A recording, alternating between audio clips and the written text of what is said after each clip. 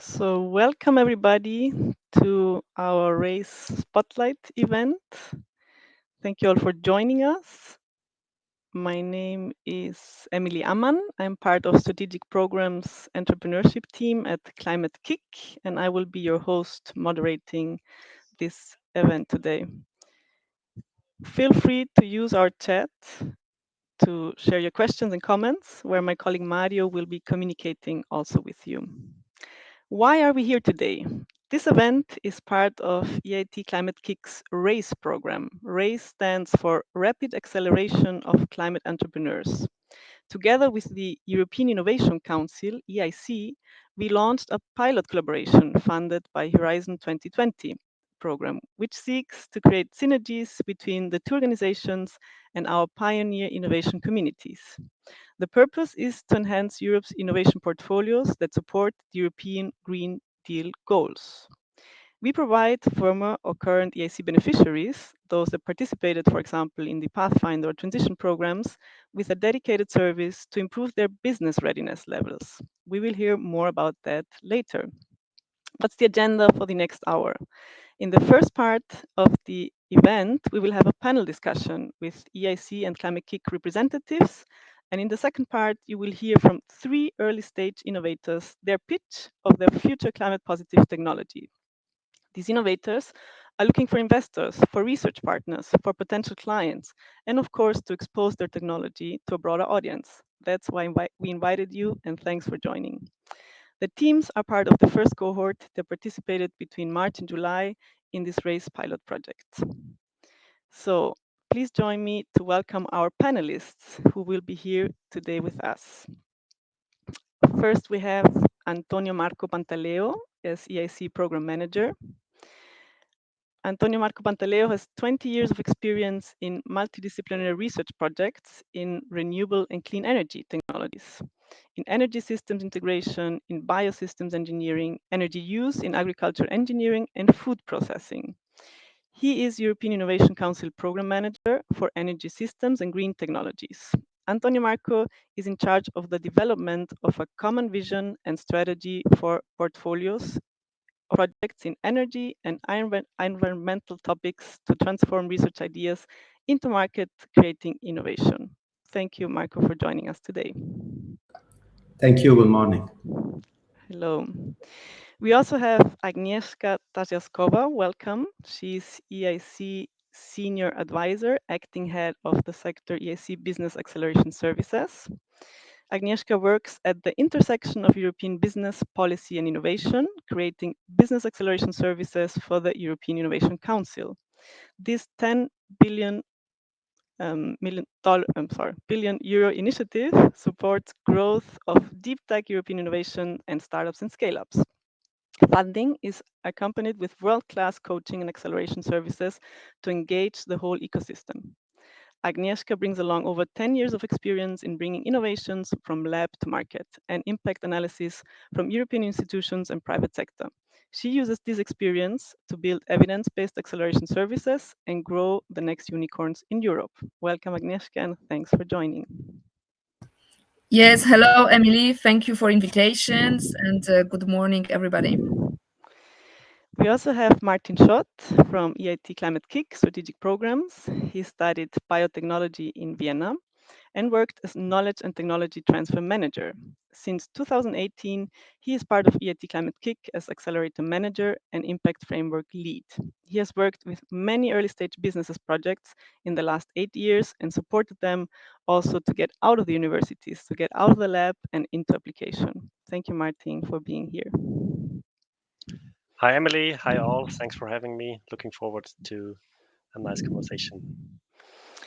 So the first question to our panel would be, why and how do you support these early stage research-based technology innovation projects that we will see later?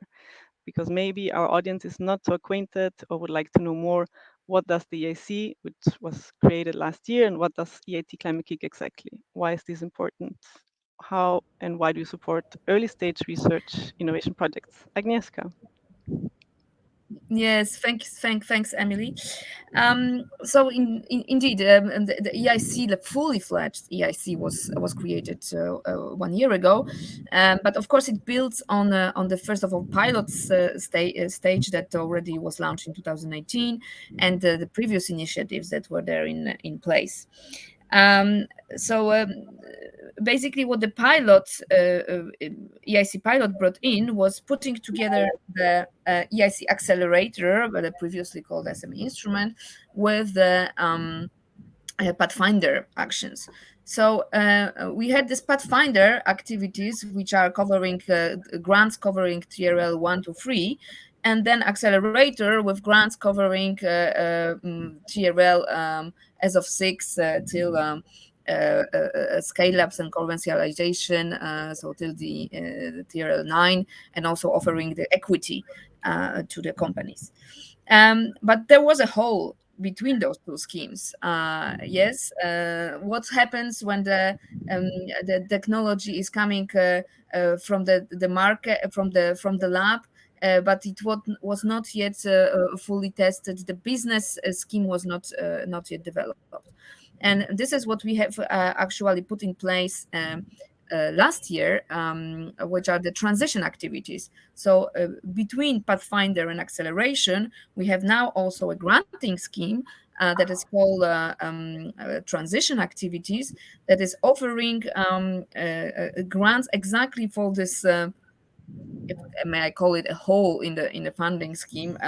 So between the lab and the creation of the companies that could already go to the funding of accelerator. So this transition activities providing money, but money are not everything. What young technologies and businesses needs, and this is where we come with this concept of the smart money. So we don't only offer funding, but we also offer other services that would help our innovators to thrive. And what we provide here are business acceleration services, and also services of tech to market advisors. No, and of course, what the program managers are doing, and this is something that Antonio will be talking about in a moment, about his role in the whole EIC concept as well. So as I said, not only money, but smart money. And here we have these figures of tech to market advisors, and that are there to help the innovators, the projects that are coming from Pathfinder and Transition, and to direct them towards the possible further business continuation, no? Whether that would be a licensing or whether that would be a creation of a company, this to be seen. But they are there to guide our our innovators in this, and also provide them with suitable training. So we have the innovation training workshops, boot camps, and also coaching available for the beneficiaries to use, and to be able to validate their technologies, validate their business concepts, create and validate, and push it forward towards the market. And of course, this does not stop here. We also have others ideas in the pipeline, but one very important element is that, we don't work here in isolation with the EIC. No, so our ambition is to really connect our beneficiaries with excellent accelerators, incubators, test bed providers, venture builders that are there outside Europe. And this is how this collaboration with the EIT Climate started. So we want to reach to those organizations that are very specialized, like you in the Climate-KIC, that you have in your domain the best experts, the best networks, and so that that our beneficiaries can access your services services, and through this we can together help them to grow. Thank you. So I think Yes, great overview. Thank you, Agnieszka, for this first thanks. insights and overview, what you're offering. And as you pointed out, maybe Antonio, Marco, if you want to complement from your view as program manager, what is your role and why and how do you support these innovation projects? Yes, thanks. We all know that in Europe you are great in using money to undertake brilliant research, and but without the effort to transform this research into business opportunity, innovation, we cannot guarantee European leadership, technological leadership, and we cannot properly let this brilliant research be useful to address societal challenges, improve achieve policy goals that go from environmental remediation, saving the planet, to conscious use of energy, or avoiding the deployment of raw materials that are scarce, or it facilitates even social inclusion and protect against health issues, pandemics, and so on. So there are so many problems, issues that the planet and then Europe is facing, and for this we need new ideas, research focused on specific application targets to be achieved. And just to bridge this gap between fundamental science, fundamental research, and entrepreneurship work, the EIC has the ambition to be the one stop shop, the single point to facilitate the ecosystem building, and a community of stakeholders that help to nurture research and innovation with all the ingredients that are needed to let scientists do their work, entrepreneurs do their part, innovators, investors. So we need different skills, competencies, and we as program managers try to inspire researchers with seeding, catalyzing innovation and seeding new ideas according to our vision that comes from scientific and technological knowledge and interactions with scientists, with entrepreneurs. And after doing this, after seeding new ideas and inspiring research in a specific direction, we try to help them to put in practice their idea, or to add to the team people that can help in this transition from fundamental science into transformational research. And this is the key challenge, to reconcile policy and implementation. We are the first agency that writes its own work program together with ERC, but we have challenge calls.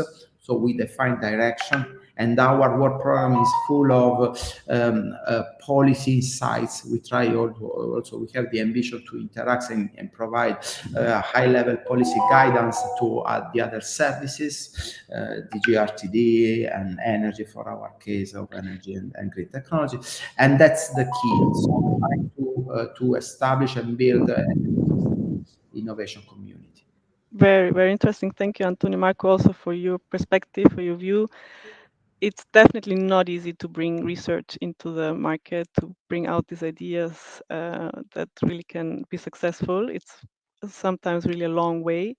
Martin, from your perspective and from Climate-KIC, how do you see this is a complement and a collaboration between EIC and Climate-KIC? Why and how do we support these early stage researchers? And what has Agnieszka and Antonio Marco mentioned about working in an ecosystem, bringing them closer to the market. Can you explain a little bit more, please? For sure. Yeah, as we heard, EIT Climate-KIC is a community of organizations, of partners, and therefore also of innovators and experts.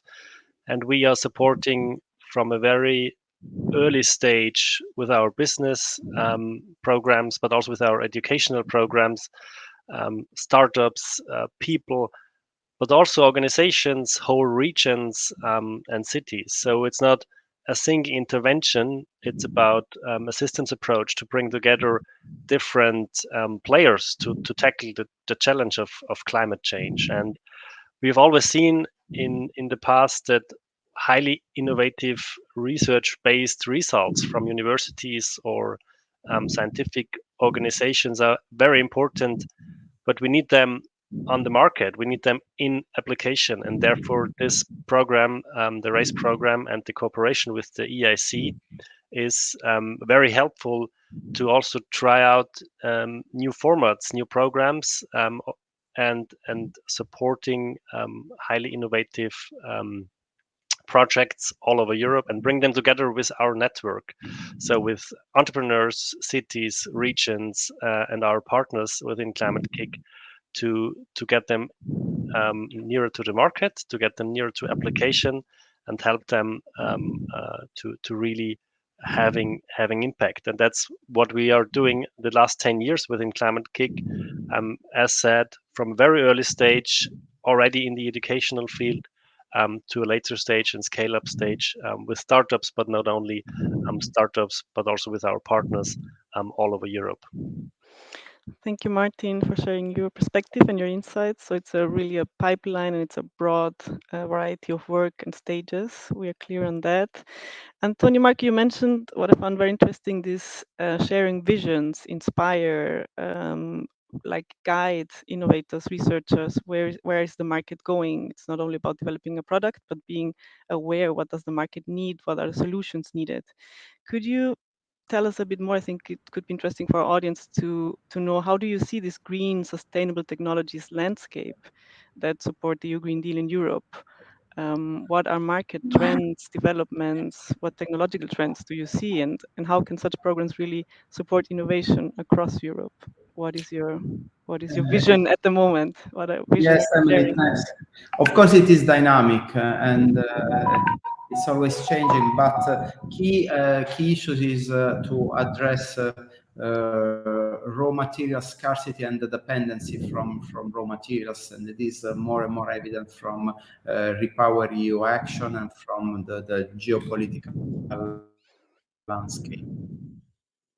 To design our products with circularity in mind, avoiding the use of raw materials that are critical, scarce, and addressing the sustainability over the whole life cycle. This is for sure very important, and it applies to all kinds of technologies, from renewable energy technology and production. I'm thinking to photovoltaics or wind farms, and where there are parts, materials that are scarce, that imply a huge dependency of Europe from foreign countries, even if we want to produce our renewable energy on site, close to the demand, in decentralized applications, and avoiding the dependency from fossil fuel. But then if we have another dependency from rare earth materials or a specific component of our photovoltaics or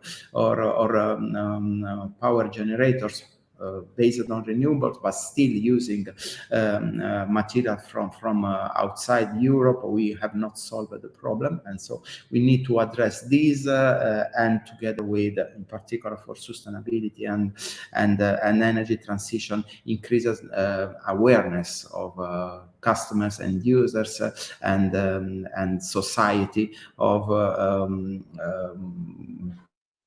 behavior that are environmental friendly, more conscious. And so we need to facilitate the participation of civil society and customers, end users, to the sustainable transition. So this applies to the consumption of energy, how we consume energy, but also how we contribute to restore and defend biodiversity and plant conditions. Thank you. Yeah, many different challenges we're facing, as you mentioned, in society. We're not quite critical point related to climate change. Action is needed, it's urgent. Of course, the developments in Europe are also affecting the way we see what our economy is built on, based our energy consumption. You mentioned it. Yeah, it's a lot of different areas and sectors. Would you like to complement here, Martin? What trends, what are the market opportunities for innovations that deal and that support the Green Deal and that really look to tackle climate change? Yeah, as Antonio Marco said, of course, right now there is a high demand on the question of energy transition, but also energy savings to make us less dependent on external factors like we see in Europe at the moment. So therefore, the challenge to work with cities and regions to get resilient, to get clean, to get healthy is the challenge of our time. And therefore, we have to have in mind the whole picture and the whole system. So it really starts with energy, but we also have to see, and there is a demand in the topics of land use, but also how to make our financial system greener and more resilient towards external factors, as said. So it's also we are also seeing lots of solutions popping up in the financial and also in parts of democracy, because in the end this transformation also has to be fair. So the Green Deal is also in terms of a just transition mechanism, so that everybody in Europe and in the world can profit from these transformations. And that's a bright variety of challenges we are facing here, and therefore it's an important step to work together as EIC and EIT on these challenges. And with the RACE project is hopefully not the last to do that and to support innovators and people to tackle these challenges. Thank you, Martin.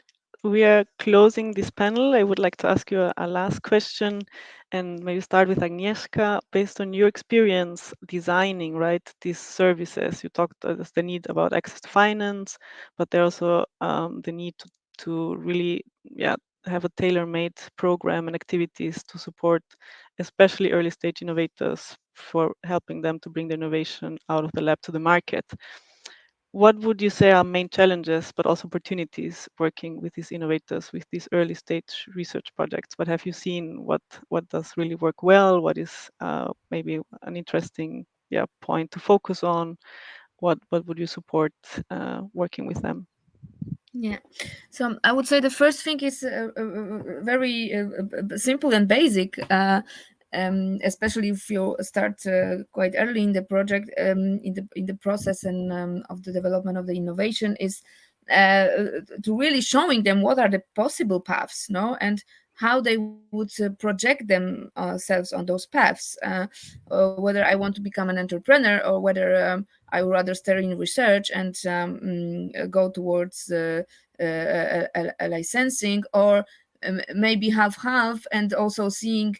And we've seen that in a portfolio of researchers that become entrepreneurs, founders of the companies. But at a certain moment, when the companies become to grow, they need to step back and maybe hire a professional CEO, because it goes really beyond beyond of what they are best in, no, and they come back to research again. So there are different paths, and really showing them that there are different ways of commercializations are possible. So that's a first sharing. So also showing. I like to say one thing is, working with a coach on a business model, etc. But the other is also really showing them the role models of other researchers who actually did it. And we have here a huge community of this kind of people, and I see that this is something that really helps to those younger researchers that might be still a little bit lost and needs to make their mind where to go. So that's one of my observations. Thank you, Agnieszka. Thank you for your tips or for your helpful recommendations. Antonio Marco, from your perspective, when you work with early stage innovators, what would you say is one of the main challenges to bring this innovation to market, but also what is a big opportunity that you see that you advise them to go this pathway to do this? How? I think we cannot hear you, or is it only me? Can you check, please? It was Yes. muted. I was Yeah. saying it depends on what we mean for with early stage innovators. If they are scientists, what is missing usually is the entrepreneurial mindset, and scientist entrepreneur or entrepreneur scientist is a figure, a professional that in Europe does not exist so much in comparison to the US. So the main challenge probably there is the real interest to develop a business, while there is a genuine interest to advance scientific knowledge and to contribute to in broader terms to knowledge, and not to transform this into a market opportunity. On the other side, if these early stages from an innovator from a startup, I think that yes, the problems, technical problems are several, are huge, but what is most important is the mindset, the capability to build a network, interact with people, know who knows, have the attitude, the flexibility, and the networking to know who can address each specific technical and scientific problem, and also financial problems. So these specific capability attitudes is also creating new markets for venture buildings, and there are companies consultancy work that to start up a company the right ingredients to let things happen.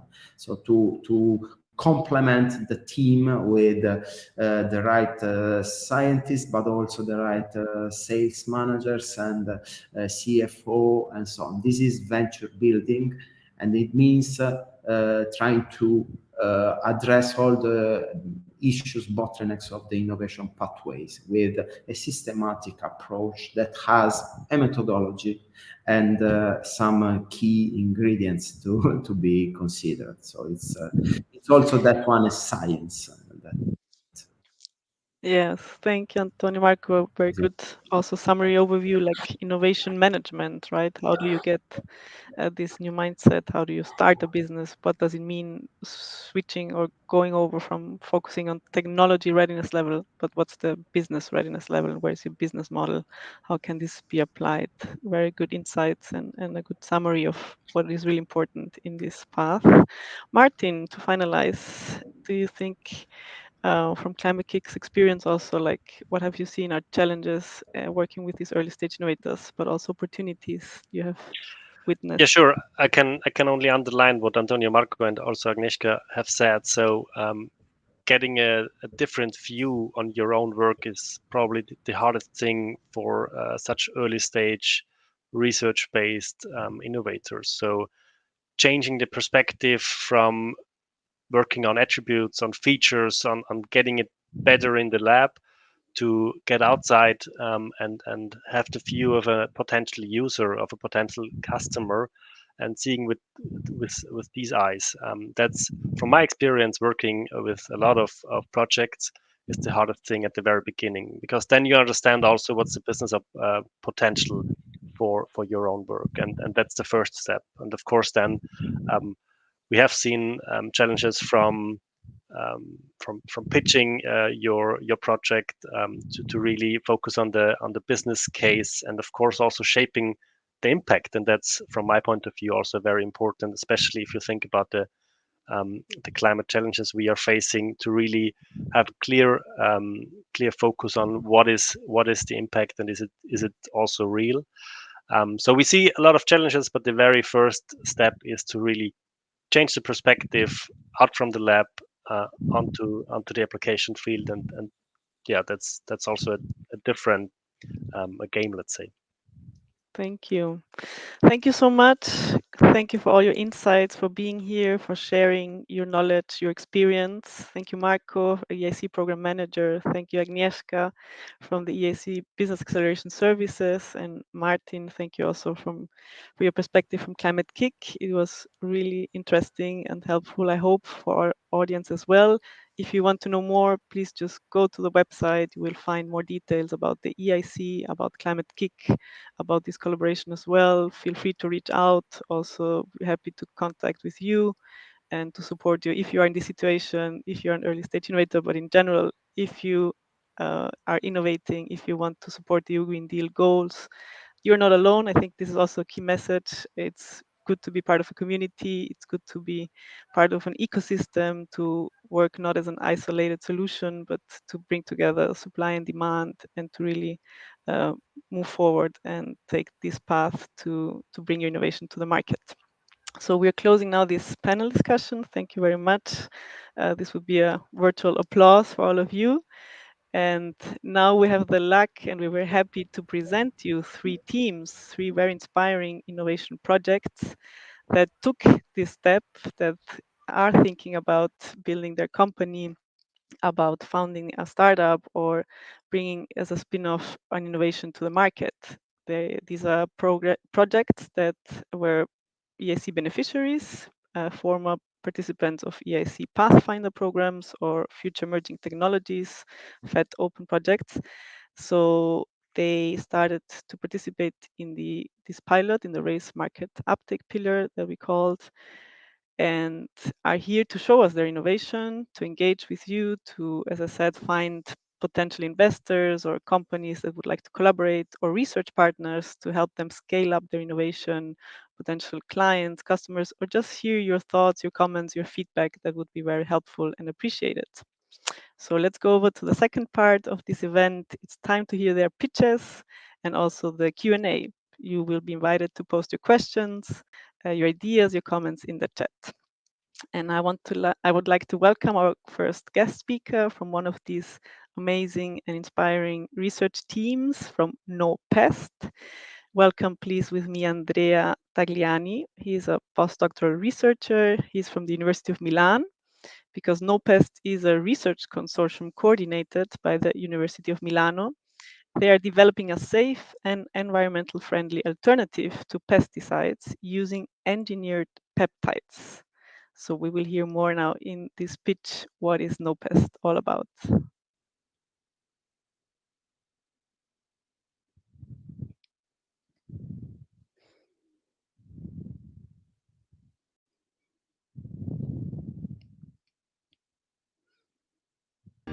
My name is Andrea Tagliani. I'm a researcher at the University of Milan, and today I will tell you about the development of sustainable plant protection product and their market uptake.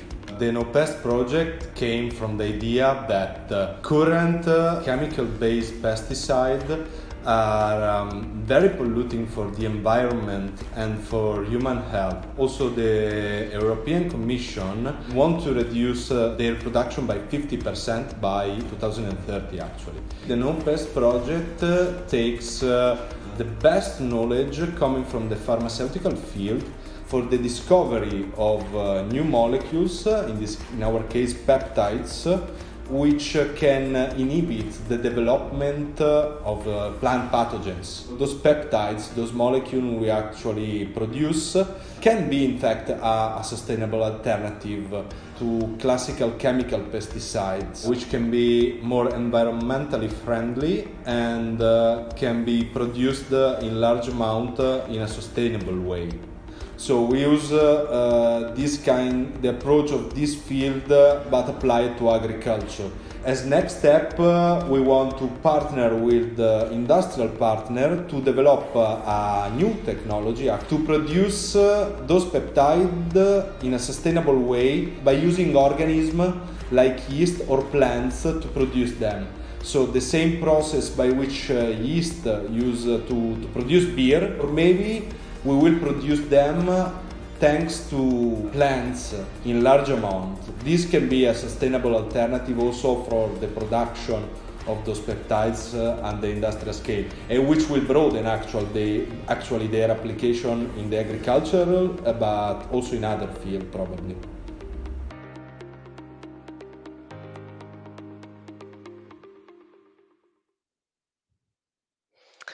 Thank you, Andrea and the NoPest team for your pitch, for your presentation of your research, of your innovation. So please feel free to ask your questions in the chat, your comments, your ideas. And until we wait maybe for the first questions, I would like to ask you for the next steps for scaling up. You're also looking for an industrial partner, right? That can support you. What expertise or technical background are you looking for your next steps? Yeah, Emily, thank you for the opportunity. And yes, we are seeking industrial partners which can have experience both in the agrochemical field, which know already in our case, the fungicide market, but also maybe experience in the pharmaceutical field. Because as I was saying in the pitch, we use a pharmaceutical approach, but apply it to agrochemicals. So yeah, the partner we're seeking for can come from different fields actually. Perfect. Thank you. And you've been developing like a business model or looking for application areas, fields, the market opportunity, right, to bring this innovation really into the market. How would you describe this opportunity? How big is the agricultural pesticide sector? How relevant is it? Actually, we estimated 50 billion euro, and specifically the fungicide market, which is the part of this market which we are targeting now, accounts for an estimated 15 billion euro. But actually, our technology can be applied to this field as to other fields of the pesticide, but also other markets, also in the pharmaceutical. So the application can be very wide. Perfect. Thank you. And would you like to share a bit more about your business model? How are you planning to make money with this innovation and to bring it to the market? Actually, we want to take it to the market, but we would like in the next future to partner with an industrial partner and to apply for some grants, European grants, because still we are going out from the lab scale and trying to enter the test in real life, like in the field, for example. So we need still some tests, and we want to partner and to take to a higher BRL and also TRL our solution. Perfect. Thank you. You're focusing on scaling up the innovation and also laying the basis for what could be a business model. Yeah. Thank you, Andrea. This was Thank the you. questions from the chat. We will also share your contact details. Please visit their website, and you can also contact directly with Andrea Tagliani and the team. Please share also this information if you know other industrial players or researchers or potential collaborators. Feel Yeah. free to reach out. Thank you, Andrea, for being here, and we wish you all the best. Thank you, Emily. Thank you. Please welcome now our second guest speaker from the eMAGIC team. It's Alberto Blasquez. eMAGIC is a collaboration project coordinated by CIDETEC in northern Spain. They are developing a new battery system based on abundant magnesium rather than on scarce lithium. Hello, Alberto. Hello, Emily. So we will hear more now about your pitch, what you've been working on to move forward in this path of bringing your innovation also to the market. Let's hear your pitch.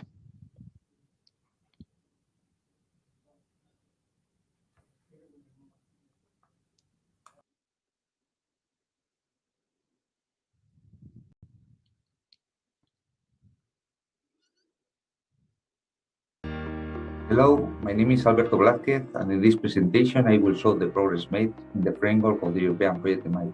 eMAGIC project is a pet proactive project that started in the beginning of 2018, and that is focused in the development of a new anti-eruptive battery technology based on the use of magnesium instead of other elements as lithium, zinc or sodium. Magnesium batteries are well known since 20 years ago due to the high potential, high theoretical energy density of magnesium in comparison with other elements such lithium, for example. The technology still faces a very important limitation, so we wanted to analyze and study about how to overcome these limitations and develop a real battery prototype. So we start to focus in the development of new materials in the cathode, in the electrolyte and in the anode. We found different approaches and allow also to produce for the first time in the history the first real battery prototype, a real post cell based on this technology with almost half ampere hour and very good reversibility. So the next steps is try to produce new prototypes with higher capacity and also higher energy density. We believe that at the end of the project we will have a real battery prototype with more than 150 watt-hour per kilogram that is comparable in terms of properties to the current lithium-ion batteries that are commonly used in the stationary market. So we believe that these new battery prototypes, this new battery technology, can overcome the current problems that we have with lithium. So lithium is not a very abundant element, even it's not very well spread in the earth crust, and this is the opposite for magnesium. I think we can reduce the dependence of the critical materials for the manufacturing of this new battery technology.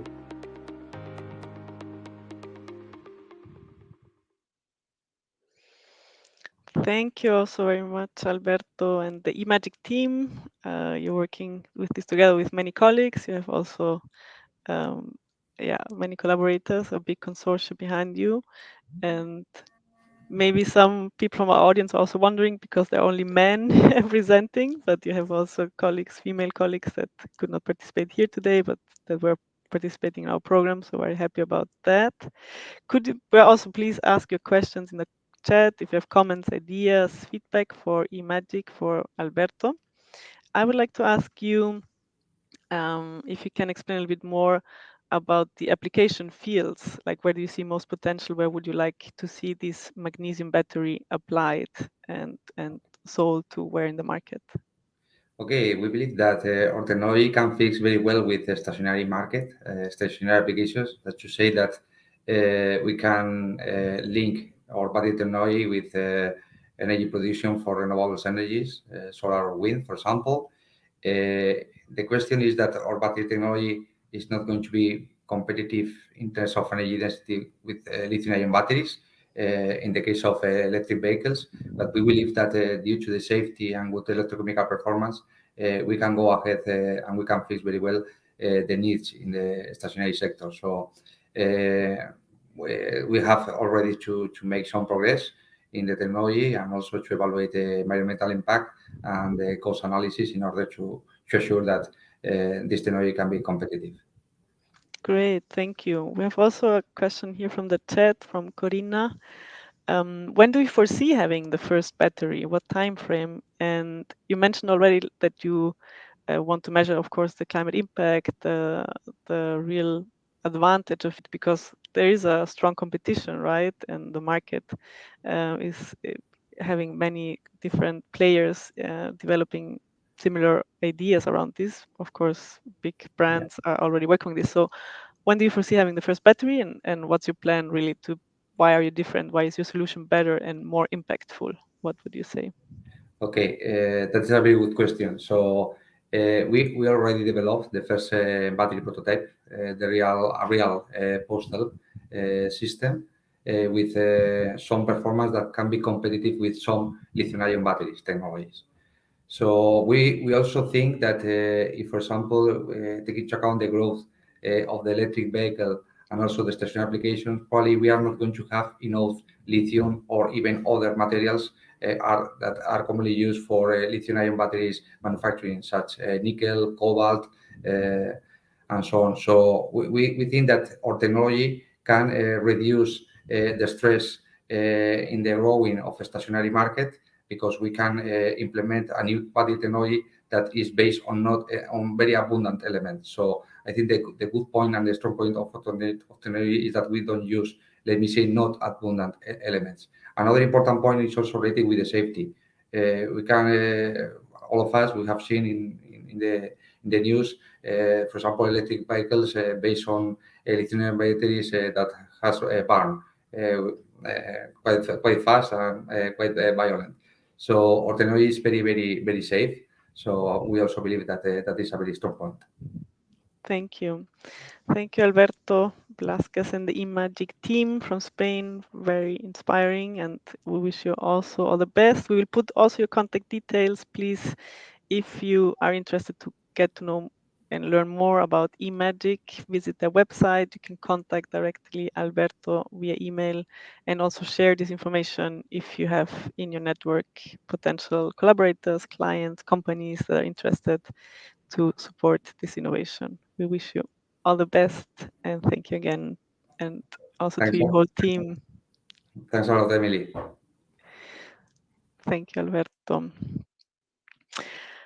Well, we are already now welcoming our third guest and speaker from the ALICE team from UK. Welcome Yanis Yeroupoulos from the University of Southampton. ALICE is a system conceived at this university in the UK that aims to exploit special microbes to convert human urine into electricity. Very interesting. We will also hear your pitch now and have space and time for questions and comments. So let's hear more about ALICE. What is this innovation about? Morning, Emily. Thank you.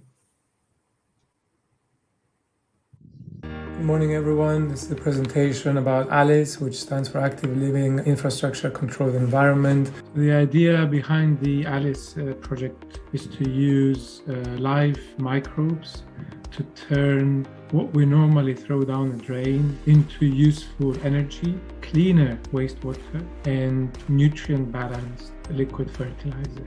The technology that underpins this idea is one known as the microbial fuel cells, which is part of the bioelectrochemical systems family. The technology has advanced on the readiness level scale. So the natural next step is to commercialize. The next steps at ALICE are to create an interface, a set of products that can be taken up by everybody and used much more widely. By being able to have experience with technologies that can transform things we do every day into useful resources, I think will really capture people's imagination and really help them think in new ways about what sustainability can be. I think that what we will see is arrays of these microbial fuel cells providing real energy for homes, possibly at the community level, where many arrays will start to process community waste to provide things like street lighting, power for mobile phones, a charging point, bioelectricity, and electricity generated not by incineration of organic matter, but by metabolism, by the regenerative actions of microbes on our resource streams and our waste streams, really can change the impact of human development.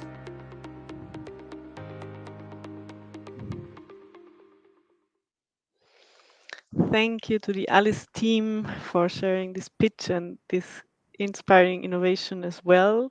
Yanis, while we're waiting here, also please post your questions, comments, ideas in the chat.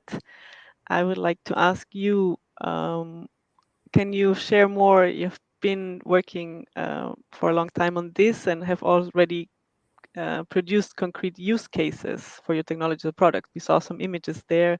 What do you think is the strength? Where can this innovation really be applied to in the market?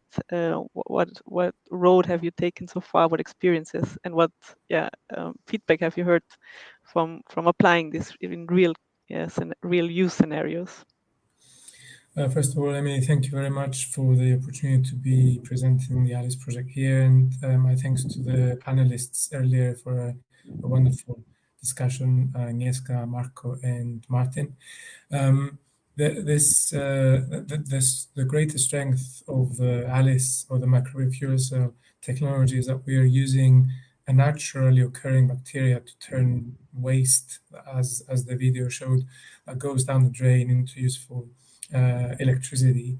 And the way that we have applied this or implemented, we have demonstrated other dimensions to the advantages of having this in remote areas and disconnected rural areas. So, for example, the Sesame secondary boarding school in Kisoro, Uganda, 600 pupils attending the boarding school and having light at night. That was the impact that we measured from that trial. And this is not just to have light at the toilet, it's also a safety net for vulnerable individuals that go in the darkness in a very dangerous environment. The same applies to the Brain House Academy in Normathare in Nairobi, where something like 800, depending on season, 800 pupils have benefited from a lit toilet.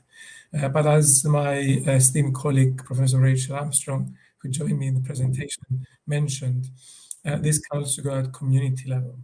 So the one community level example we have is an informal settlement in peri-urban Durban, where something like 350 to 400 households have benefited from a converted shipping container to a toilet, bathroom, and hand wash basin facility, which was lit at night. And the majority of the community have been using just the one converted shipping container because it was the one that was providing light.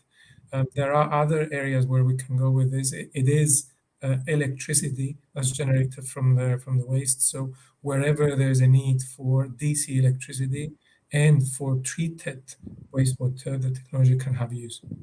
Very interesting, and yeah, very good examples. Thanks for sharing, Yanis.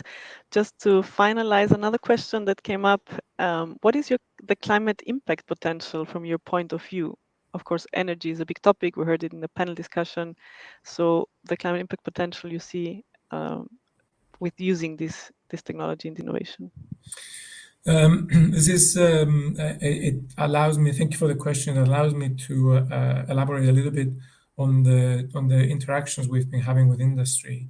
When we talk to the wastewater treatment industry, for example, and from an environmental impact perspective, one of the huge challenges is the avoidance of large amounts of electricity or energy use for the treatment, but also the avoidance of certain chemicals in coagulation, flocculation to help get rid of the heavyweights out of the wastewater. And having a technology in line, not necessarily in competition, but in line with other wastewater treatment stages, enables a wastewater treatment company to offset some of those energy consumption metrics and some of those difficult chemicals that are added to the treatment process to help with treating the wastewater. So there's an element of our technology that contributes to that. Depending on materials that we're using, we have also seen the production of liquid fertilizer. Microbes are excellent recoverers of nutrients from their feedstock. And they've been doing it for millennia. So a technology like this allows us to recover those nutrients in a very readily usable manner, so we can then discharge that directly to the land as a liquid fertilizer. So these are the measurable impacts we have seen even from lab and a bit beyond the lab scale trials that we've done.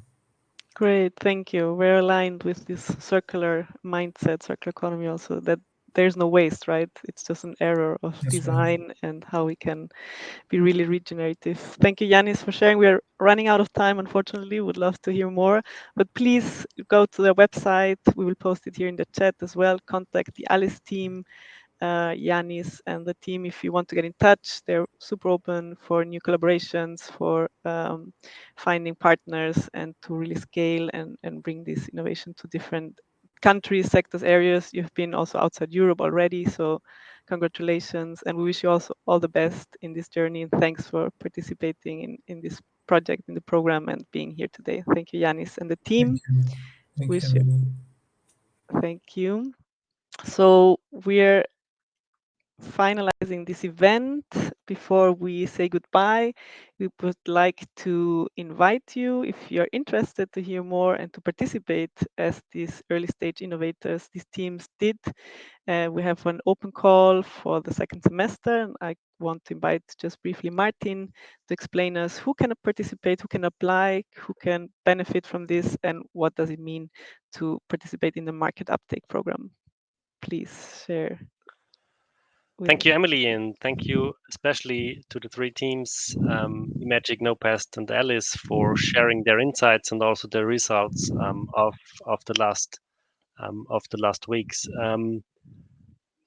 I want to show you what is next, what is coming next. So there will be, as Emily said, a call until September.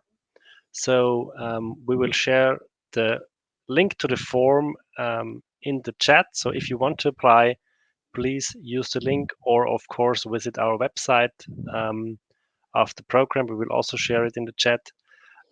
Who can apply? So all former and or current EIC beneficiaries from different programs from the EIC Pathfinder, the Innovation Launchpad, or also the EIC Transition. So if you are or have been in an EIC program, please apply for the RACE pilot. Your innovation should have, of course, a climate impact potential, and you also should bring, of course, some time and motivation to take part into the program and to also cooperate with other entrepreneurs to get the next step in your journey. What can you expect in these 3 months from October until December? So we will give you the opportunity to have some online learning material, to get access to our online learning platform. Especially you will get individual coach, so really one-on-one sessions to really work on your project. But on the other side, of course, we'll also have some peer-to-peer sessions where we in a group try to learn from each other and tell us insights and experiences from the past, and what to learn from each other. And as you have seen here today, networking events to bring you together with our community from the EIC and the EIT. So if you are interested, please use the link to our call. Until September, it's open, and we are looking forward to have you in our next batch. Thank you, Martin, for the invitation, for the info. Please feel also free to share this link and information if you know any potential participants that could be interested. That would be very helpful. Thank you. So let's thank our panelists and speakers once more for this event, for participating, for sharing. Thank you, our audience, for your interest, for joining us in this Spotlight event. We hope you enjoyed it. We hope that you learned something new, that you got inspired by our amazing teams and their fight against climate change. Thank you. Have a good rest of the day, and hopefully see you soon.